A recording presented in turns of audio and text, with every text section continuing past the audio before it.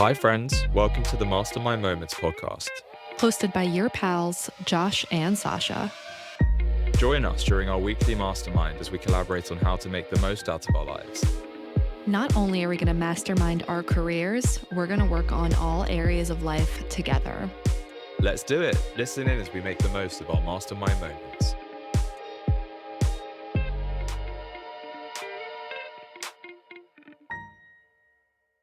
Hi, welcome to the pod. This is our friend Lauren. We met her at Tony Robbins summer camp. And I don't think, when was your last year? When was the last time we saw you? Maybe 2016, 2017. That's a long Whoa. time. That is That's a long crazy. time. Yeah, but we've still, as you said, maintained this friendship, and I can speak for Lauren and I. We speak, semi-regularly, not regularly, but like enough. It's enough to keep our friendship thriving. I agree. Yeah, Lauren and I have not caught up. Lauren and I have not caught up like that much. But somehow I still feel like I'm up to date. So sad. That's the like, I power of feel like social I'm low-key media. up It's to like I date feel like with I'm your low-key life, up to date too. with your life too. Because you were in, did you become like a nurse? Right? That's what you were doing, I right? am a labor and delivery nurse in Detroit. I have the best job in the entire world. I get to serve like a pretty unique and vulnerable patient population, and I get to be a part of every birthday party that's in the city of Detroit. And I love my job, and I love where I'm at. So I'm glad you're up to date on that, and that's the rest of that story. We're excited to chat about it. Oh, I'm excited to just catch up with everything. So before we get into it, we'll spin a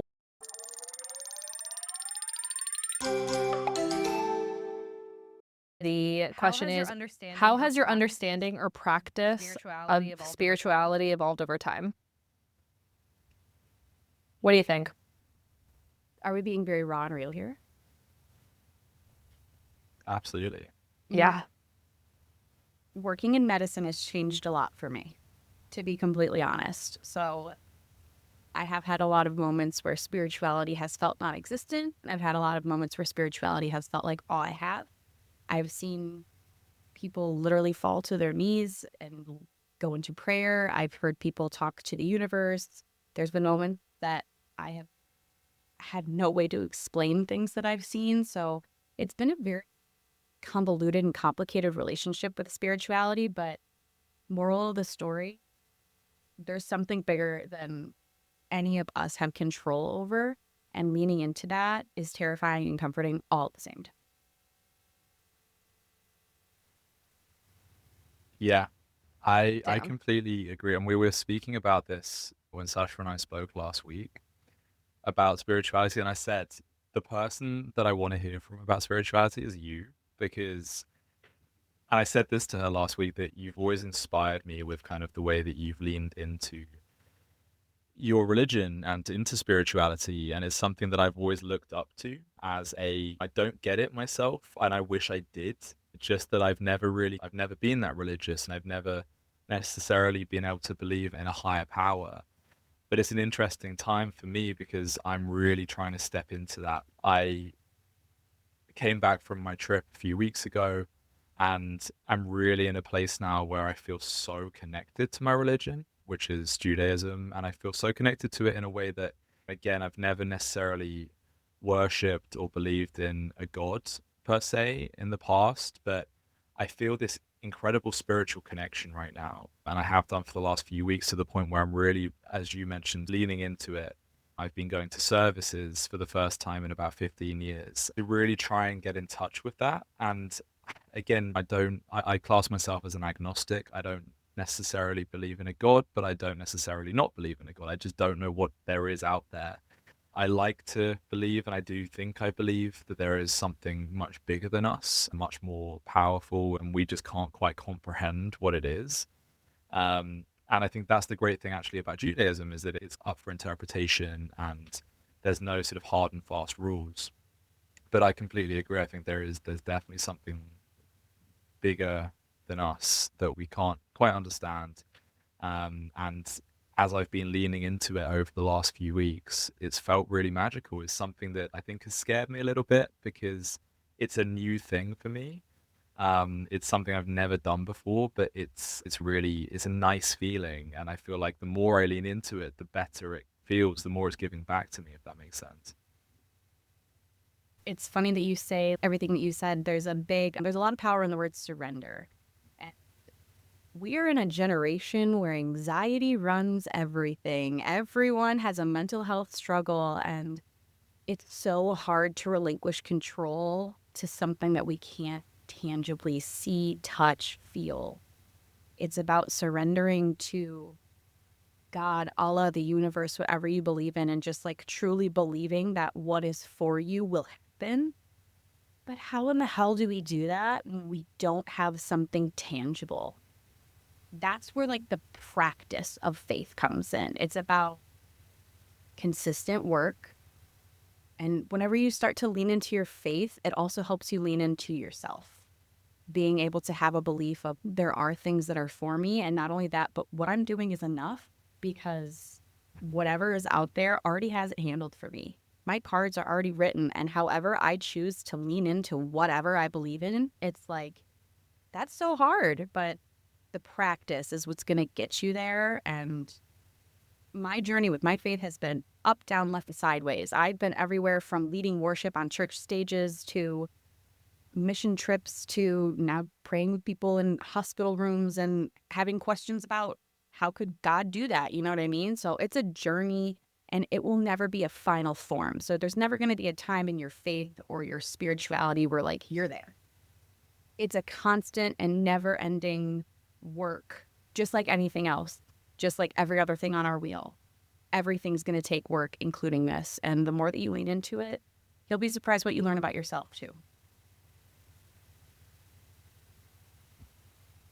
Damn. It's actually so funny that you mentioned that, because it's something that it's funny enough, we did talk about this last week too, about something that I'm feeling really challenged with right now is like really exactly what you're saying, like just having faith that everything's going to work out the way it's supposed to, but specifically around uncertainty. Like, how can I try to relinquish control over the uncertainty I feel in certain areas of my life? Like in certain areas, it feels like super, super easy, like enjoying the adventure, enjoying the uncertainty. But then in other areas, it feels like anxiety is rampant, because I'm like, what the hell is happening? And why can I not, like, why am I so obsessed with getting certainty over this? And like I'm so curious when you say like work in like practicing your faith and like it's an actual practice, would that just look like prayer, or would that look like just reconnecting back to your faith and back to your like practice, like spiritual practice of whatever that is, as like far as putting in the work goes? Or is there like some sort of like tangible, not even tangible,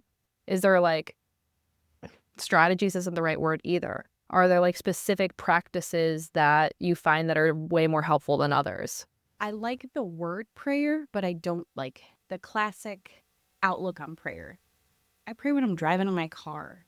I just talk out loud. I talk to myself. I talk to whatever's out there. It's just, prayer is big because it just allows you again to let go of that control, whether it's talking in your head or talking out loud.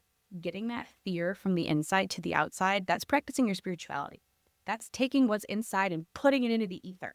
That's letting it go to wherever it needs to go and letting it be caught by who or whatever needs it to be caught, and just letting it go. And whenever that comes from inside to outside, even just like thoughts, ideas, emotions that you take from the inside, sometimes we have things that exist deep inside of us that we don't say out loud because it's too scary or too messy or doesn't make sense, or it's harmful for ourselves to hear. But that's why it needs to be said. Even if your faith is not like the foundation of your life, back to relinquishing control, letting it out, letting it go, giving it to who or whatever it has to be let go. That is probably one of the best and easiest ways to start reconnecting and going deeper into like faith or spirituality. Back to just relinquishing control. We are just little tiny dots floating on a rock in the grand scheme of all of the world, right? So we have to believe that it's going to be okay. We have to believe that if it's in us and it's too much to carry, that something else will help carry it. Prayer doesn't have to be going to a church or a mosque and getting on your knees and like closing your eyes and waiting for someone to speak to you. It's just getting whatever's in your heart on your chest, no matter how messy it is, no matter how much sense it makes, and just putting it somewhere else to say, hey, this is a lot for me to carry right now. I would like you to help me carry it a little bit. And like That's okay. It's okay to admit weakness. It's okay to admit that things are hard or messy and don't make sense. It's okay to admit uncertainty. All those things it's a process of a lot of speaking out loud and a lot of trusting the process, but there'll eventually be little nuggets that kind of come back to you about, okay, I let this go and now it's coming back to me in a different way.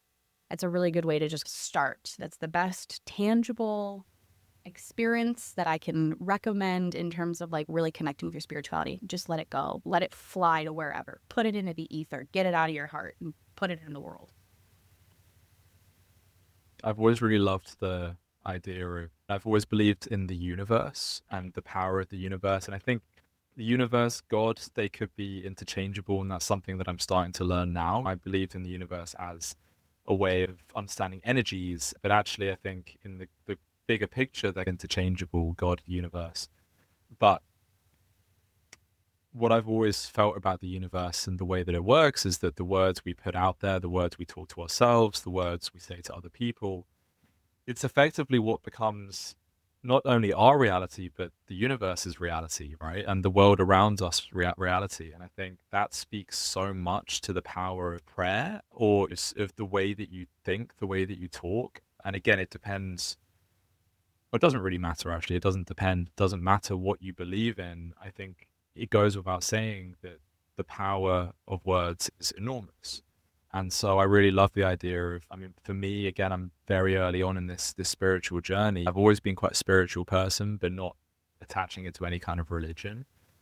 For me, I've really started to be super, super careful about the words that I'm saying and about the things that I'm thinking over the last couple of weeks. And I'm really trying to, if I think something negative, just catch it immediately and reframe it, because I don't want to be putting that energy out there into the universe. And I think, of course, it's important to also allow yourself to release the negative energy and to just talk out loud, as you were saying, about whatever it may be, negative, positive, just let it out and just give that out, let it go and release it. And that's such a good feeling. And it's also incredibly powerful. But I think we also do have to be careful to an extent. Yeah, I think there's different ways of doing it, which I'm not sure if you have different techniques or you just literally just say what's on your mind. But I think, yeah, it's incredibly powerful and you can't undermine that. And what concept would it be for, imagine everyone in the world could express the way that they feel and let go of what's on their heart and have it be okay. Like, we're such in a place right now where, like, you put it out there and sometimes it's not accepted. You put it out there and sometimes it's controversial. You put it out there and sometimes it doesn't feel right. And someone's going to tell you the way that you feel is stupid or wrong. You don't have to give it to those people. But imagine if everybody just felt that the universe was listening and it was okay to just be and to just put it out there. That's a practice that I try to do and get into, because that's the kind of people that I want to be around. That's the kind of world I want to live in, where it's okay to have a different feeling or emotion about something and be able to just have it be out there and for it to be safe, to be vulnerable and to relinquish control. And that's a practice that I think if more of us started, just, hey, whether it's to God or the universe, to ourselves, to our friends, in a journal, like the ability to get things that are hard on the inside to the outside. It's so hard to do that right now on social media and politics and religion.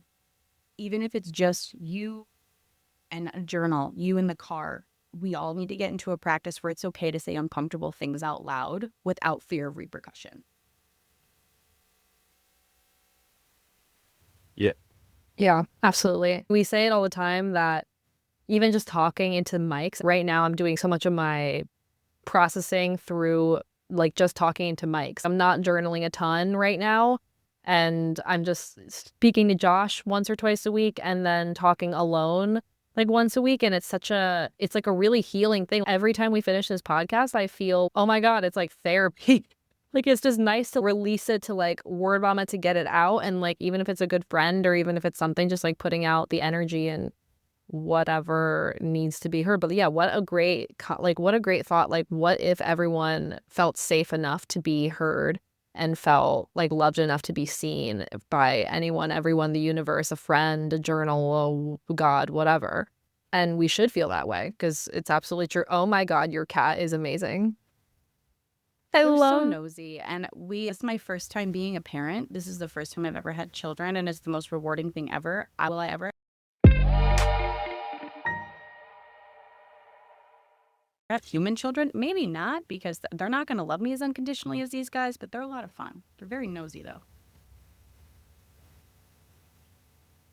Oh, I love that. That's adorable. Speaking of which, like, what's happening in your life? I have not caught up with you in probably a decade at this point. What's happening in your life? Tell us what's been going on. What areas of life are going well? What areas are not going well? Let's chat. What's My life happening? has been crazy, especially since last time I've talked to you. My career arc has been crazy. So I was always under the impression with myself that I was not smart enough to do science. I was not smart enough to work in the medical field. So I spent a lot of money and a lot of time going to school for a degree that literally meant nothing to me and gave me no fire. I was going to school for communications and public relations because I thought it was the easiest way for me to get a degree and make money. Emphasis on easiest way for me to get a degree and make money. No part of it made me feel excited. No part of it felt like I would be fulfilled. I thought that it would be something that I would be good at because it was easy. I got 3 years into my 4-year bachelor program when my nephew was born, and my sister's from California. I live in Michigan, and she didn't have any family here in Michigan. So she was like, hey, I'm going to have this baby. Will you be my emotional support person? I said, absolutely, sure, no problem. The day that I saw my nephew be born, it was like this out of body experience where I was like, what the fuck am I doing with my life? This is what I need to be doing. Not only was it like the coolest thing I've ever seen, but then, sorry, Josh, no tea, no shade. Women are the shit, man. Women are the coolest creatures that have ever graced the earth. And I am the self-proclaimed girls girl of all girls girls. So I'm like, how do I do this? How do I be a girls girl? How do I make money doing it? I have to be a labor and delivery nurse. So I finished out my 4-year degree, and I have a bachelor's degree in communications and in public relations that sits on a shelf and collects dust. Immediately after that, I decided to go back to school for nursing. I did a 4-year nursing degree in 16 months. I got my ass handed to me on a platter every single day. But the things that I learned about myself during that time, how fast I can work, how fast I can process things, how capable I am. I told myself when I was in school for my communications degree how dumb I was and how I could never do medicine. I got an A in every single science class that I put my mind to. I was the kid that really had to, we're literally adults, but I was the person that I couldn't read the book and read the lectures. I had to go out and I had to make my own pictures and my own slides and really find a way to learn that made sense for me, but I figured it out. I graduated top of my class at Wayne State in my nursing program. I've been a nurse now for 3 years. So I think I've probably helped deliver upwards of 1,500 babies at this point. I love kids. I think that it's cool. But again, being able to be a woman who supports women through the most incredibly vulnerable times in their lives is a privilege that I will never take for granted. It is the coolest, most humbling, most surreal thing every single time I get to meet with a mom, whether it's their first baby or their 10th baby, getting to say, hey, this is something really hard and you can do it and I'm here to help you. It's the coolest privilege in the entire world. Through that whole process, I was in a very long-term relationship. It ended very poorly. Just like everybody else in the world, I jumped on Tinder. I ended up finding somebody that I went to high school with and swiped for the plot because that's hilarious. So I swiped on this guy that I went to high school with, and I ended up getting matched with him. Now I know that he was paying for Tinder at the time, so he already knew that I had matched with him. He could see it on his end, so he was like, okay, this is also good for the plot. We went on a date to some hole-in-the-wall shit bar, and now we're getting married. So started out in high school, and some way, somehow, we ended up buying a house and having 2 cat children, and we're going to get married next year, and things are going okay. I've got the job, I've got the man, I've got the house, but that does not negate the fact that there is constant work that is always going into that, into my relationship with my patients, into my relationship with myself. I've been a twice-a-week therapy patient for the last 12 years of my life, not because there's lots of things wrong, but because there's lots of work that can never stop being done. So from school to relationships to work to self, just growing constantly, and it can never stop. And that's not to say that like I don't feel like I'm good enough. is to know that there's so much more that we can do and we can give and we can be if we just put the work in. It's scary and it's overwhelming, but it's doable. Been doing a lot of growing over the last decade to answer your question, Sasha, and it's been good. Things are good. Things are not always easy, but the work definitely makes it all really worth it. Good. It's such a nice arc. It's very wholesome. I'm sure we've had this conversation before. We must have done because I've known what you've done for a while now. But did you know my mum is a midwife? Have we spoken about that before? I did not know that your mom's a midwife, but it's very funny. Ellie Crowder, Eleanor, she lives in Sydney. Yes, Her yes. mom's also a midwife. So we have a lot of, I didn't know that there was so many midwives amongst us, but that is awesome. I did not know that about your mom. Yeah, so my mum studied for, so she's by trade, she's an opera singer, right? And then she retired from opera singing to be with us to look after the kids. And she went into property, real estate. And then I think she just wasn't feeling fulfilled from it. And so she said something she wanted to do since she was a teenager, was going to something to do with medicine, something along those lines. And her biggest calling was into midwifery. And she studied on and off because she one minute she loved it, the next minute she hated it. She studied for 8 years at one of the top universities in the UK over the last kind of, we're talking basically my adult life, like throughout my 20s she was studying. And then she finally finished it, finally qualified. And it's funny, not funny, it's nice to hear you say the reason that you do it because it's pretty much exactly why she says she does it. She wants to help women. She loves to help women and be, as you said, a girl's girl. And I'm sure most people in that industry, in that profession, are the same. And it's such a beautiful thing to see. So I didn't take any offense to what you said about women because I come from a family of women. I grew up with only female cousins, sisters. Obviously, I had a dad, but he was quite feminine himself. I'm So you're used to it. also a And girl's girl, is what you're saying. exactly, exactly. This is it. And as a result, I've always got on much better with women because I grew up in that environment. I love to hear it. And it's just interesting hearing you say pretty much word for word exactly what my mum says. But the thing I wanted to actually pick up on was about therapy because it's actually also something that I'm going through slash not at the moment. I have done therapy in the past for addiction and it really helped me. It saved me at the time. I did it for about a year and a half, 2 years with the same guy, and he was incredible. And I stopped because I was like, I don't need it anymore. I'm done with this part of my life, which was addiction. And I stopped. I broke up with my girlfriend at the time and I relapsed because as an addict, you're always an addict. It's always going to be there lingering throughout your life, no matter what. So you have to always put in that work. But years later, I'm now at a point where I'm doing okay.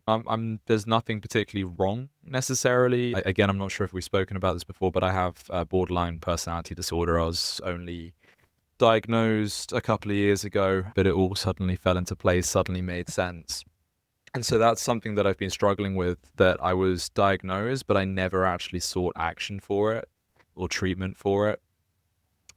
So I'm at a point now where I have to because it's becoming such a detrimental point in so many areas of my life, in my relationship, at work, in every area pretty much of that wheel of life that we all have going on. I've put it off for such a long time, not wanting to do it, thinking, you know what, I can deal with this myself. I don't need it. And even if I can deal with the BPD myself, there's other stuff that I can deal with. I don't need it. But therapy, I think, is so important because as human beings, and we learned this at Tony Robbins events, as human beings, there is never too much growth. There's never enough growth, right? You're always growing.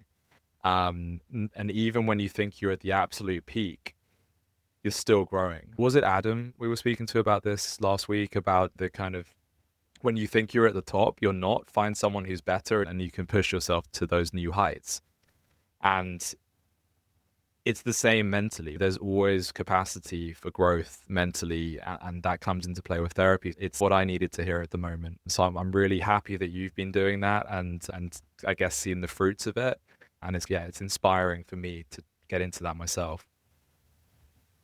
It's nice too because when you look at yourself in your life, you're the main character, right? Like you're the center of that. You're the vantage point for everybody. You cannot be the best partner, son, friend. You can't be that person if you're not showing up for yourself. And just like what Adam said, if you're in a room and you're the most together person, or you're the person that's the highest in the room, find a new room, because you need people who are going to continually push you to do better. Whenever we talk about like therapy and like why it's important, I have sessions where I go into therapy and brag on myself for a full hour. I have sessions where I will go in and I will just talk about how proud I am. I never used to be able to do that. There used to be a time in my life where I couldn't say 2 nice things about myself, because whenever you get to a point where you're so low, and when you're in that vantage point where everyone's looking at you and you're the lowest in the room, how do you crawl out of that? No one's going to help pull you out. People can tell you, I'm here for you. I'll bring you a meal. Here's a book that I read. You're the one that's going to have to cook and eat the meal. You're the one that's going to have to read the book. So no matter what other people in that room are going to do for you, it is your responsibility to do the best you can with the best that you have. When we talk about a final form, you're never going to be there, but there's always going to be struggles. You didn't get diagnosed with BPD until 2 years ago, but think about how much life you lived before that. Think about the things that you still might need to work through from before that, and things that now make more sense because of what happened 2 years ago when you got diagnosed. So that work, it doesn't have to be negative work. It's not working to fix something that's broken. It's work to elevate you to a place that you've not yet been. And that's a good thing, to continue to do better and get to a place that you've never been with yourself, so you can better show up in other areas of your life, in your relationship, in your family, with your siblings, all the above. So therapy is 10 out of 10. Everyone should be doing it. Even on your best day, you're not too fucked up for therapy. Go to therapy, everybody. It's so important. It'll change your life. If it's for a week, if it's for 16 years, go to therapy. Thank you. I'll bill you. Oh my God, it's so true. I freaking love therapy. First of all, I don't know, Lauren, if you know this, but my mom is actually a therapist. So I grew up with my mom. Not that she was always therapizing me, but low key, like I would get if you don't know, if you did know, what would it be? Like, oh my God, the amount of times I got that question was actually insane. Anytime anyone gave me that question, especially at Gills, they're like, oh yeah, ask that. I'm like, no. But yeah, therapy is incredible. Like being able to grow up with that was like I feel like I was very privileged. Honestly, it helped balance out the tumultuous situation in my family, because I had one parent who was like emotionally immature and like alcoholic narcissist, and then I have another parent who's a therapist, so like two opposite ends of the extreme, and being able to see that was very helpful. And then I've been in and out of therapy for, I guess the first time I actually started therapy was like 13, when my parents were like officially separating. But in and out, like I was in it for maybe a summer when I was 13, and then again in high school for a year or two, and that helped a lot because I was going through a depressed state. And then again when I was 22 for like maybe a year, and then again recently my now ex and I started couples therapy, and then when we split up, I actually kept our therapist. And I don't know if he's in therapy anymore, but I kept our therapist because it was helpful to me to be like, this is the only other person who heard the perspective of my ex. So we'll be in sessions, we'll be talking about me grieving my relationship, and he'll be like, oh, well, don't forget that he said this thing, or don't forget that he called me out on it all the time. Like last week, I was saying something, and I was talking about something that's happening with my ex, or something I'm processing through. And he goes, oh, you sound just like him when you say that. He remember when he said that thing to you? You sound just like him. And I'm like, oh my God, J Money, why you call me out like this? And it's really helpful. And you really never know what you're going to get when you go in there. Like some sessions are in there, and I just swear to God, I'm entertaining him with my stories and my travels. Like I must be like a favorite client, because I feel like I'm entertaining the hell out of him. And then sometimes he's okay, let's just relate all of this to your childhood trauma and see like why you are the way you are, and It that's always just comes that. back But to like, that every time, man. Leave 6-year-old me out of this. She didn't even have a boyfriend. Leave her out of this. it's damn straight. It's so true. But Josh, I'm really excited for you to get into this like therapy journey. Last we talked about it last week, you were like setting up the assessment. Have you like Yeah, have you yeah. done So that? I fucked up a little bit, and Savita reminded me yesterday. So I'd set up for the assessment to be taking place yesterday afternoon, and then I never got a link. I never got like a call or anything. And Savita was like, "Well, how was your call?" And I said, "Oh, it didn't happen." And she was like, "Oh, why not?" And I said, "I have no idea. I have no idea. They never sent me a payment link, so I never paid for it." She was like, "That's why it didn't happen, because you didn't fucking pay for it." So anyway, I chased them today and I've paid for it. So I'm having the assessment tomorrow, actually, tomorrow at 11. So it is happening. I think what kind of put me off, because this therapy is specifically for BPD in the first instance, to treat that with DBT. And I think what's put me off a little bit is that I am diagnosed, right? And any private psychiatrist requires you to go through their own assessment each time. And I don't know, maybe I think psychologically it feels a little bit, not condescending, but just frustrating to have to go through those questions that I've been through like 3-4 times now. Um, it's a tick box exercise basically to get diagnosed on their private system, and then they'll start my therapy. And that's what's basically happening tomorrow. I'm paying a fairly significant sum of money to get assessed when I've already been assessed, but it is what it is. I'm starting the journey, and that's the most important thing. When you go to your physician, you got to get a height and weight. Nobody likes to step on a scale, because who wants to see that? Is always very humbling. It's just a tick in the box, Josh. You just got to step on the scale so they can see what's going on before they can treat you. Don't let it be so overwhelming. It does feel unfair, but just step on the scale, see the number that you don't like, and get off and do the work. You got this.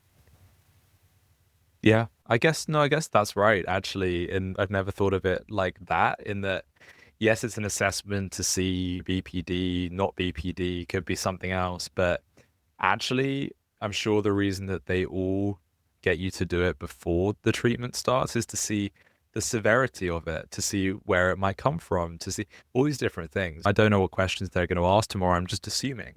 So yes, I will step on the scales. I will get the assessment done, and we'll start the work. So yeah, that's really helpful. As I say, you've motivated, you both have. To be fair, Sasha has been talking for months about her therapist and about the work that they've been putting in, and that's always inspired me. It's great to have friends going through therapy to make me feel better about it. Therapy friends are hold you accountable friends. And I will always be a therapy and hold you accountable friend. If you have a friend in life that you tell your goals to and don't hold you accountable, they're not a good friend. So I feel very lucky to be a hold accountable friend to you both.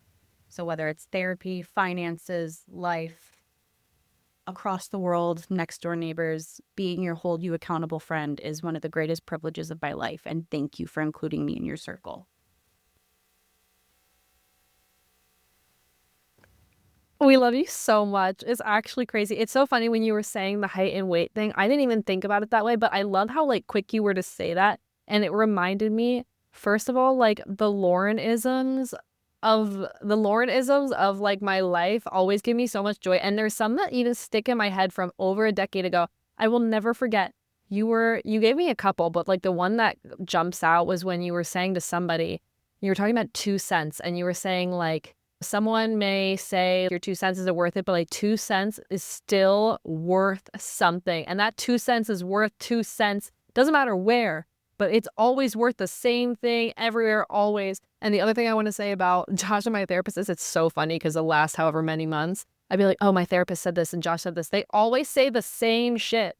They always say the same shit. And sometimes they go back to back and they're like, who? Jay Money loves Josh. He's, oh man, you got to keep talking to Josh. Like it's the best. But they always say the same things about whatever's happening in the situation. So it's always like 1-2 punch with the two of them. But oh my God, I need I need both of you all the time. Just like it's funny. I'm just gonna listen to our own podcast over and over again to have your isms in my head. You have my number Forever. This is about 10 years and 9 months too long between the last time that we have spoken and we have exchanged isms.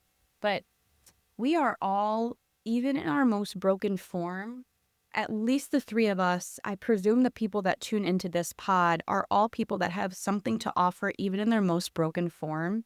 And especially when you're down and out, there's power in numbers. So these people, when you're having a minute where you feel like your 2 cents aren't worth anything, find the people that rub those pennies together in your ear so goddamn loud that you can't hear the other bullshit. You have to surround yourself with the people that are going to make your 2 cents feel like $1,000,000. And keep those people so close to you, because in times where it sucks and you feel like your 2 cents are worth nothing, you got to have those people around.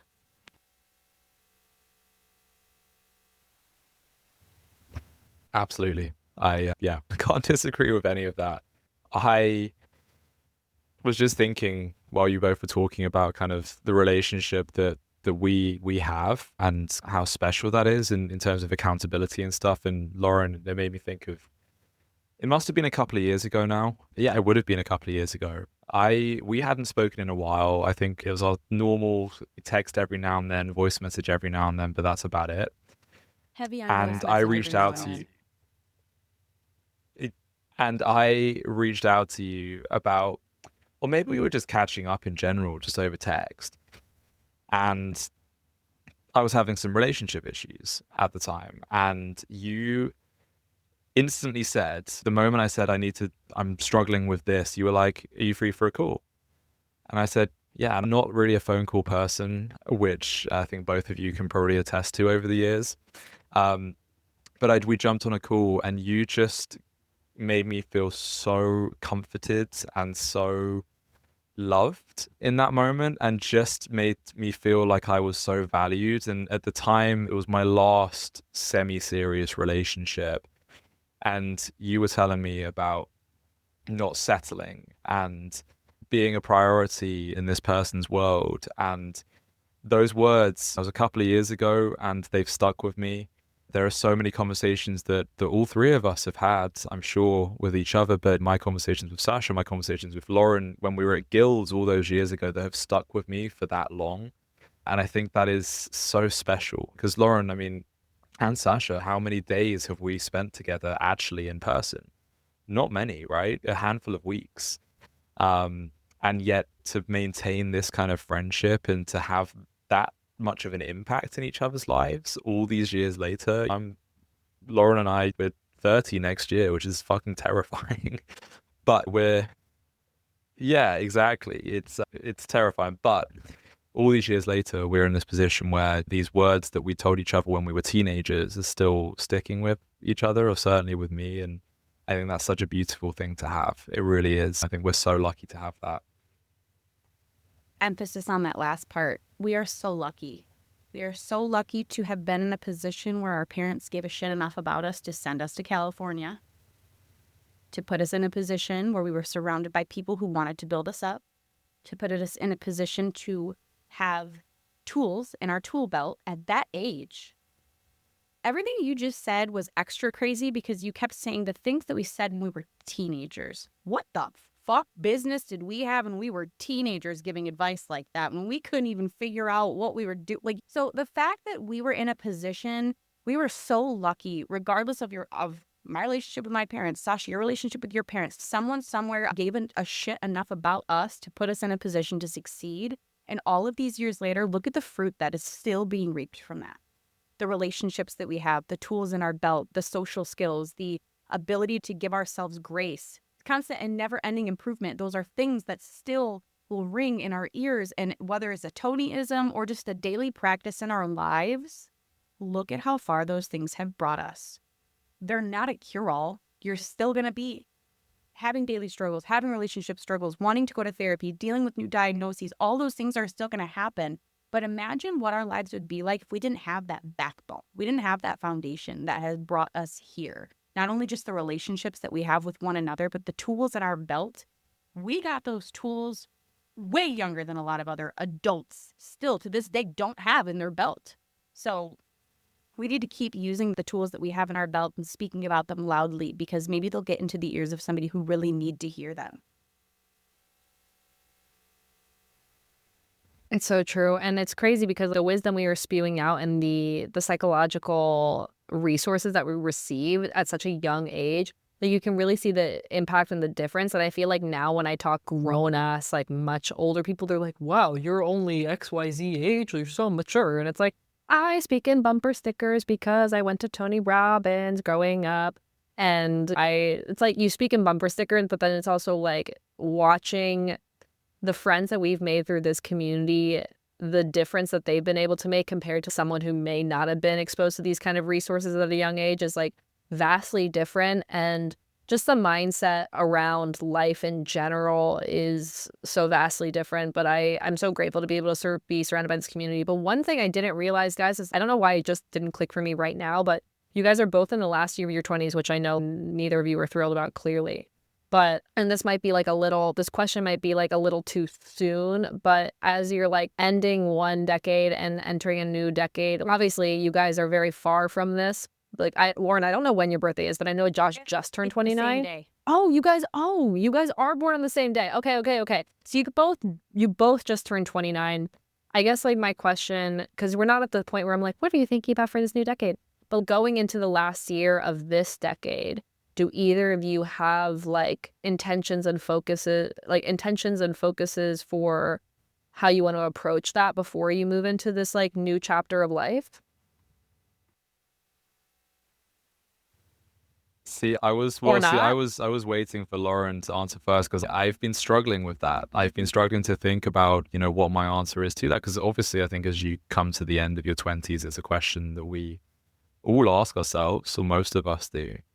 And it's something I've been struggling with because I have had a very odd 20s. I didn't really live my life for most of it until I was in my mid to late 20s. I was trapped under a very severe addiction.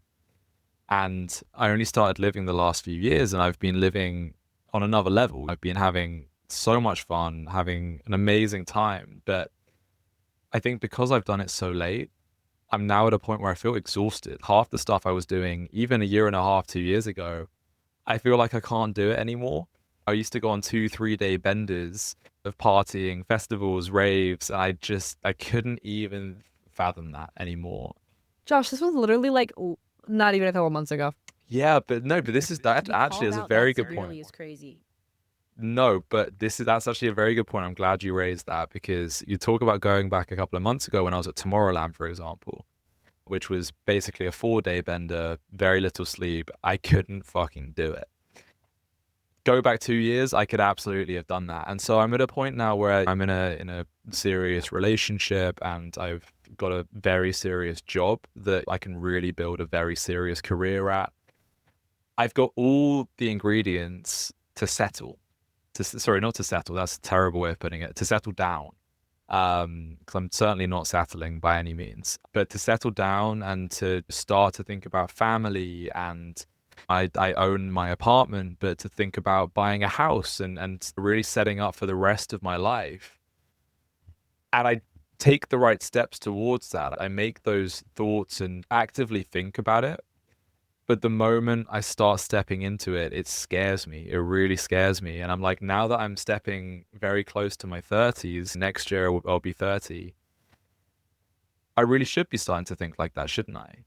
But then is that true? I go back and forth thinking, yes, I need to be thinking about settling down as I'm stepping into my 30s. But then I think, actually, I don't think I do. I should be having a few more years of fun. So I'm going back and forth a lot, and I don't know what the last year of my 20s looks like, whether that looks like setting up for settling down, or whether it looks like having a blast. Why do those things have to be mutually exclusive? I was gonna say the same thing. Why? ¿Por qué no? Wait, I can't speak Spanish. ¿Por qué no los dos? ¿Pourquoi? Because I feel like if I'm having too much fun, as in, okay, maybe not too much fun, if I'm being too wild, like I had been over the last couple of years, it just makes it impossible to settle down. The last couple of years, I was out socializing 7 days a week. I had no time to slow down, and I think there is an element of, if I want to look forward to the future and settle down, I have to slow down, and I won't be able to live that fast-paced life that I was living before.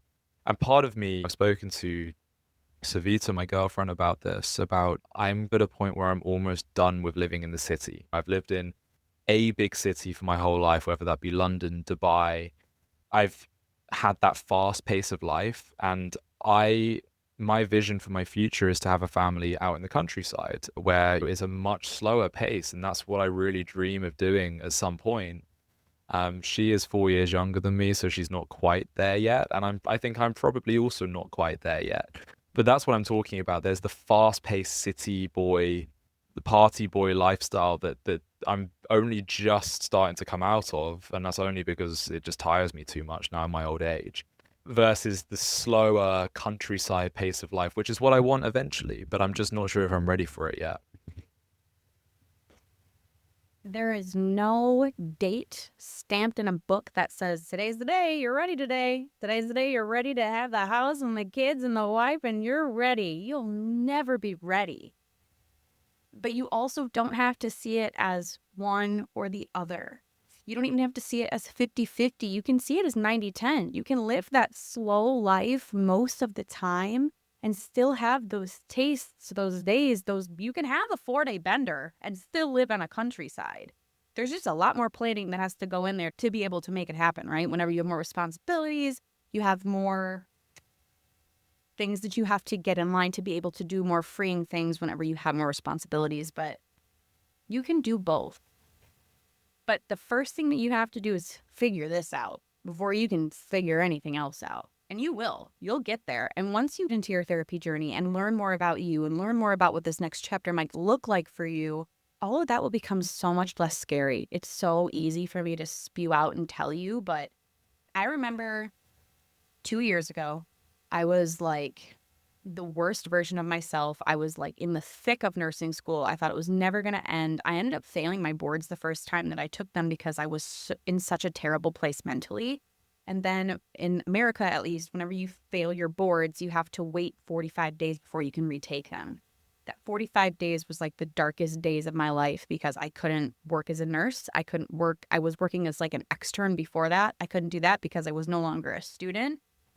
I was like, I just came out of school. I have a bachelor's degree, but because I don't have licensure, I'm a nurse, but I'm babysitting.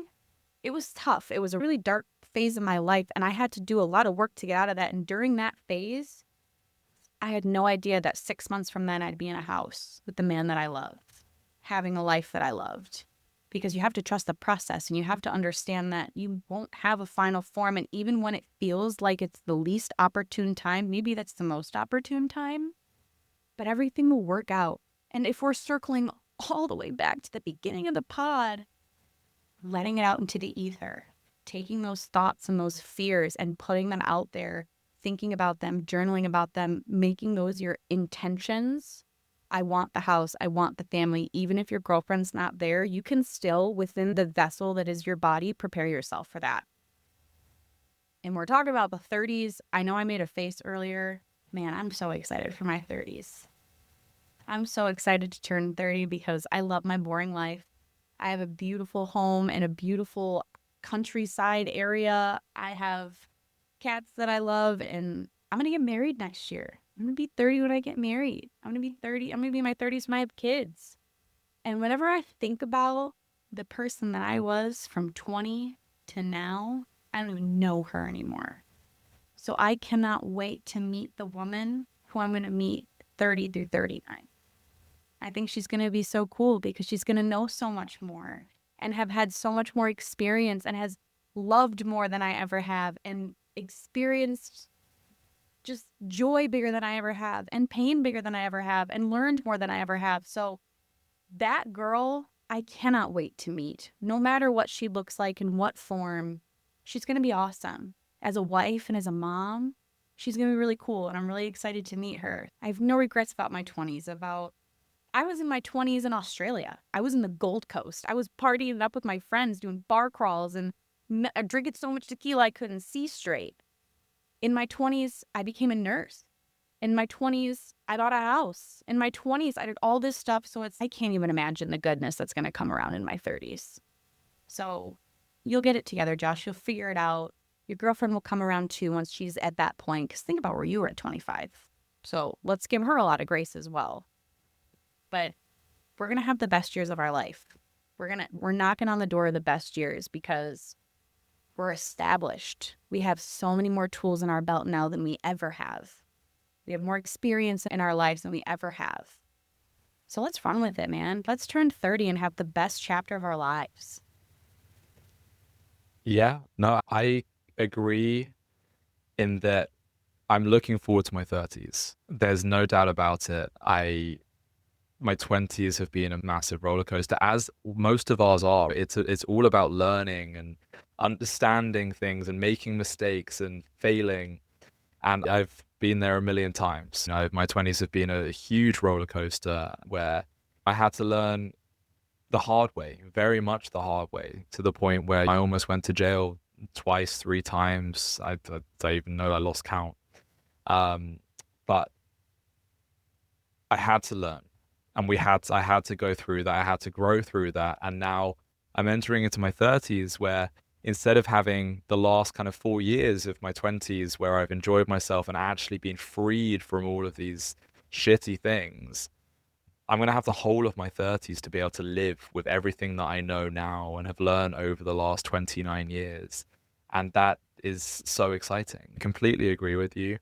I think my answer to the question was more from a place of, I don't know what my intention is for the next year. I don't know what my intention is for 30 and what that's going to look like, but I'm excited about it. I think there's so much to be excited for.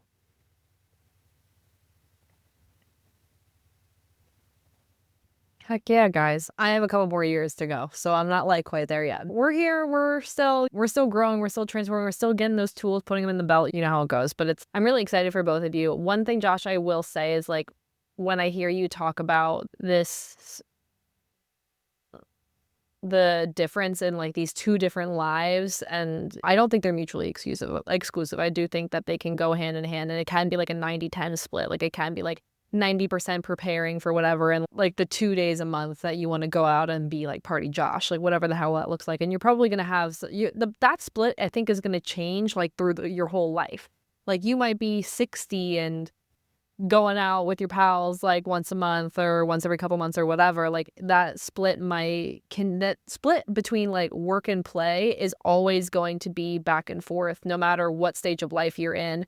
But one thing I do want to encourage you is not to get caught up in the shoulds. Oh, I'm at this age, I should be doing this, or at this stage of life and I should be doing this or should be doing that. Fuck the shoulds, dude. Just fuck them in general for life in general. Like, I don't want to have to do anything in life I should do. What the hell do you want to do? And that's going to change. Like, it might change depend on the day, it might change depending on the hour, and that's okay. But, like, I would be weary about getting stuck in this. When my fiance says, we should be doing this, I say, where's the book? Where's it written down? I must have missed that whenever I read the book because I didn't see that we should have this done and down pat by now. So if you tell me where you saw it, I'll believe you. But until then, I think that's a load of shit. There's no should. We're exactly where we're supposed to be right now, doing what we're supposed to be right now. And we'll get there. You'll get to where you want to go. You're way too smart, successful, and driven to not get to where you want to go. You'll get there. There's no should. You're doing the best you can with the best you got, and that's good enough.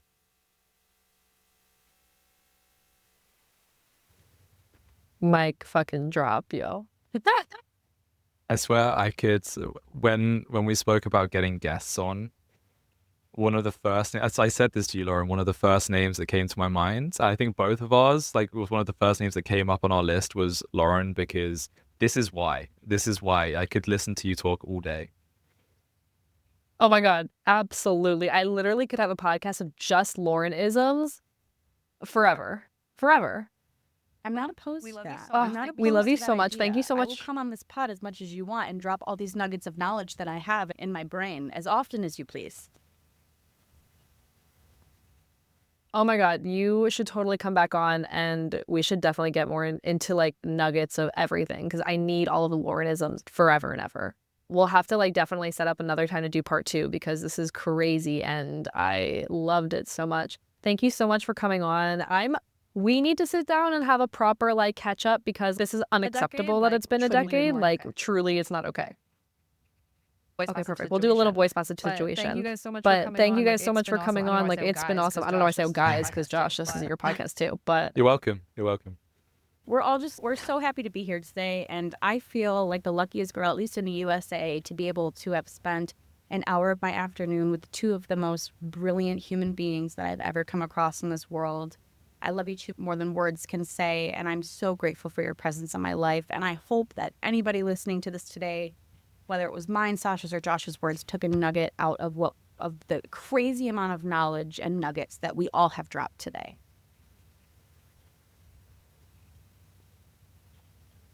we love you so much. All right, guys, we'll catch you next week on Mastermind Moments. Bye. Bye. We hope you enjoyed this episode. Don't forget to subscribe, leave us a review, and follow along on social media. If you would like us to help you mastermind something in your life, please send us a message. We'll see you next week on the Mastermind Moments podcast.